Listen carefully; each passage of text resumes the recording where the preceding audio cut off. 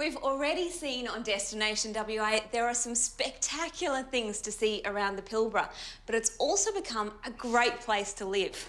I'm going to go and have a look around, and like any good reconnaissance trip, you need a good base. This is pretty good. This is the Ranges, a set of self-contained apartments set amongst lush gardens. In keeping with the lifestyle up here, there's plenty of outdoor entertaining areas. And I reckon the pavilion next to the pool has my name on it. The Ranges is just a few minutes from the centre of Karratha, a place undergoing a bit of a transformation at the moment.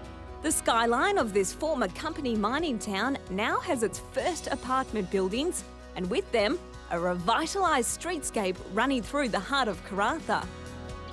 With businesses seeing the potential and moving in, locals have been quick to show their support. Well, Bart, I bet a lot of people say this is not the Karratha that they remember. Certainly not. The centre of town is transformed for sure, and we are the focal point of what's going on. A lot of people who come back from being away from Karratha for a lot of years are very shocked, but it's definitely a good move forward. Tell us a bit about the changes that you've seen in the town.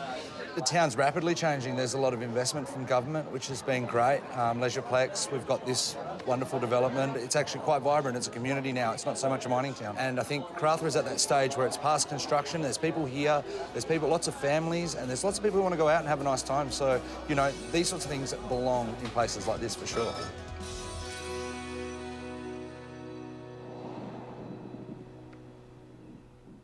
What did you think of Karratha's new look? Because I think it's fantastic. And you know what? The revitalisation in this area is not just restricted to Karratha. It is Pilbara-wide. And so this morning, I've jumped in the car. I'm headed a couple of hours north to check out what's happening in Port Hedland. Since iron ore mining kicked off in the early 1960s, Port Hedland has been busy establishing the high-tech infrastructure to handle bulk ore exporting. But with that ticking over quite comfortably, this town is also undergoing a renewal of sorts, and the vision is big.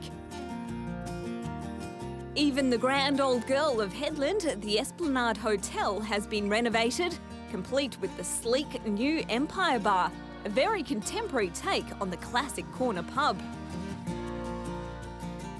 Mel, what a centrepiece this is for the town, the new Esplanade.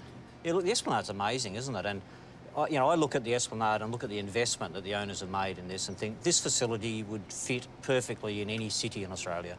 And we're really, you know, lucky to have infrastructure of this type in the Pilbara now. And I think what we'll see following on from the Esplanade is other developments of a similar nature. But certainly, you know, how nice is this? Great coffee, great food, pretty cold beer. So it's really Pilbara perfect. What else is in the pipeline for Port Hedland? Interestingly, there's still a lot of new commercial projects on the go. We're still committed to get our marina and waterfront development occurring. We've just got to settle on the final resting place for that development. But there's $152 million between the state and the town of Port Hedland investment into that. We're very keen to see our airport continue to grow, and there's a $105 million investment in the airport over the next 5 years.